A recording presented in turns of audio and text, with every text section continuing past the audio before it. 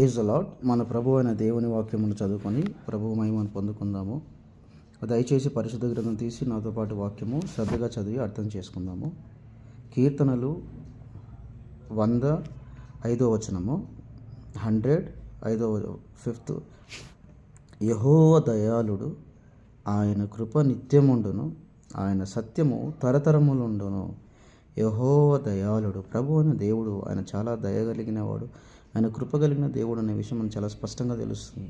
ఆయన ఏ సర్వశక్తిగల దేవుడు భూమి మీద శరీరంతో జన్మించి మనందరి కోసము శిలువ మీద మరణించాడనే విషయం మనకు తెలుసు. కాబట్టి ఆయన ఎంత దయగలిగిన దేవుడు అనే విషయం మనకు చాలా స్పష్టంగా తెలుస్తుంది. కాబట్టి ఆయన కృప మన మీద ఎల్లప్పుడూ ఉంటుందనే విషయం మనం ఖచ్చితంగా గుర్తుపెట్టుకోవాలి. ప్రభు అయిన దేవుని కృప మన మీద ఎప్పుడూ ఉంటుంది.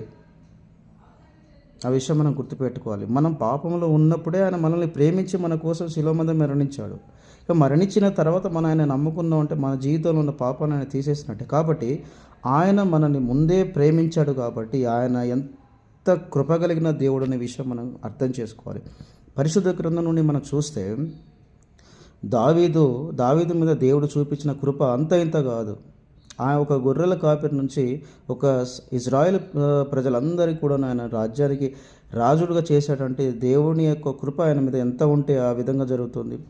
యోసేపు జీవితం చూసుకుంటే మనం ఇక్కడ ఆయన ఒక బానిసగా జీవిస్తున్నాడు ఐగుప్తు దేశంలో. ఒక బానిసను ప్రభువైన దేవుడు అదే దేశానికి ఒక అధిపతిని చేయడం మనం చాలా స్పష్టంగా చూస్తున్నాం. కాబట్టి దేవుని కృప అనేది పరిశుద్ధ గ్రంథంలో చూస్తే మనం అబ్రహాం గారి జీవితం చూడండి, యాకోబు జీవితం చూడండి, దానియేలు, ఇలా ప్రతి ఒక్కరి జీవితంలో చూసుకుంటూ పోతుంటే ఖచ్చితంగా దేవునికి ఆయన చాలా దయాళుడు అనే విషయం తెలుస్తుంది.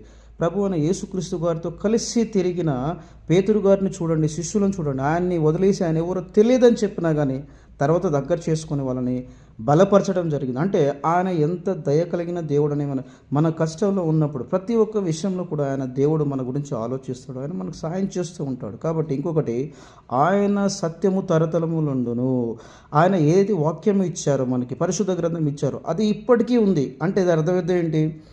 మనుషులు పుడతారు, జన్మిస్తారు, మరణిస్తారు, కానీ ఆయన వాక్యము ఈ సృష్టిలో ఎప్పుడూ శాశ్వతంగా ఉంటుందనే విషయం మనం ఖచ్చితంగా గుర్తుపెట్టుకోవాలి. అందుకే ప్రభు అయిన దేవునికి ముందు వాక్యానికి మనం ముందు విలువనిచ్చి తర్వాత మనము చేసే పనుల మీద మనం శ్రద్ధ ఉంచాలి. అప్పుడు దేవుడు ఏంటి అంటే మనం ఆయనకి ఇచ్చే గౌరవాన్ని బట్టి ఆయన మనల్ని ఆశీర్వదిస్తూ ఉంటాడు. కాబట్టి ప్రభు అయిన దేవుడు ఆయన ఎప్పుడు దయ చూపిస్తాడు మన మీద. ఆయన కృప ఎప్పుడు మన మీద ఉంటుంది. ఆయన సత్యము, ఆయన వాక్యము, ఆయన చెప్పింది ఎప్పుడు ఉంటుందనే విషయం మనం ఖచ్చితంగా గుర్తుపెట్టుకోవాలి. కాబట్టి ఆయనను మనం ప్రేమించడం వల్ల మనకు అది ఎంతో ఆశీర్వాదం అనే విషయం